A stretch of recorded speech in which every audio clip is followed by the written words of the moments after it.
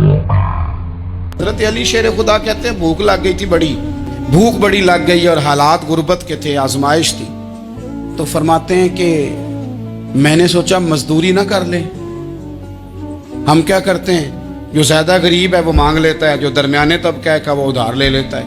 हज़रत मौला अली ने क्या फरमाया, फरमाया मजदूरी ना कर ले, क्योंकि हालात कुछ और थे। तो हज़रत मौला कायनात शेर खुदा करमल्लाहु ताला वजहुल करीम फरमाते हैं, ये सादगी देखें। आप फरमाते हैं मैं मजदूरी ढूंढने निकला, क्यों नहीं मिलती हमारे जवानों को मजदूरी, क्यों कहानियाँ सुनाते हैं। हज़रत अली कहते हैं मैं ढूंढने निकला, एक औरत को मैंने देखा कि उसने कुछ मिट्टी निकाल के रखी हुई है, तो उसे तर करना चाहती है। पुराने ज़माने में मिट्टी में पानी डाल के उसी से लोग काम लेते थे, उसी से दीवारें बन जाती थी, हम गारा कहते हैं अपनी ज़ुबान में। तो वो गारा बनाना चाहती है, लेकिन पानी नहीं निकल रहा उससे ना, उसने कुएं से पानी निकालना, निकल नहीं रहा। तो हज़रत मौला अली शेर खुदा करमल्लाहु ताला वजहुल करीम फरमाने लगे, मैंने उस बीबी से कहा कि मैं पानी निकाल दूं, मजदूरी दोगी?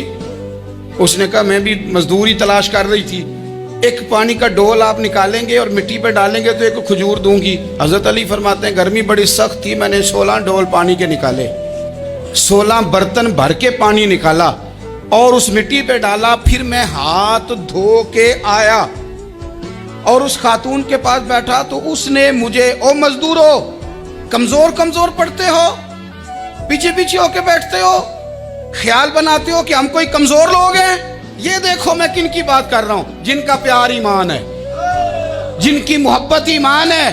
हजरत मौला अली शेर खुदा तुम्हें सबक दे रहे हैं कि हिकमत, दानाई, बहादुरी और फिर सादगी।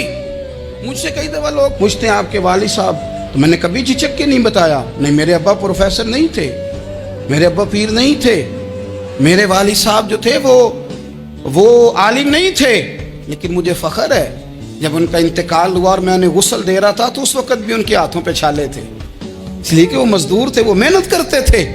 उन्होंने जेबें काट के रोटी नहीं खाई, उन्होंने हमें जो कमा के खिलाया है वो मेहनत और मजदूरी का है।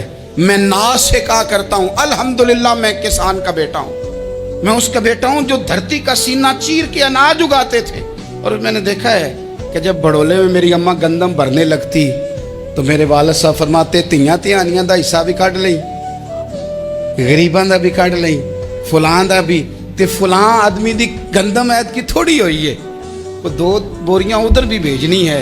तो वो जो गरीबी की सखावत थी और वो जो सादगी की सखावत थी, उसके अंदर जो रानाई थी और उसके अंदर जो जज्बा और शौक था, मजदूर का बेटा पीछे पीछे जाता है और वो घबरा के जिंदगी गुजारता है। तुम्हें तो सर उठा के जीना चाहिए, इसलिए कि हजरत मौला अली शेर खुदा कहते हैं मैं मजदूरी करके खजूरें कमा के लाया, और ला के ना तो मैंने अकेले नहीं खाई वो, क्योंकि कहत का दौर था, हालात और थे।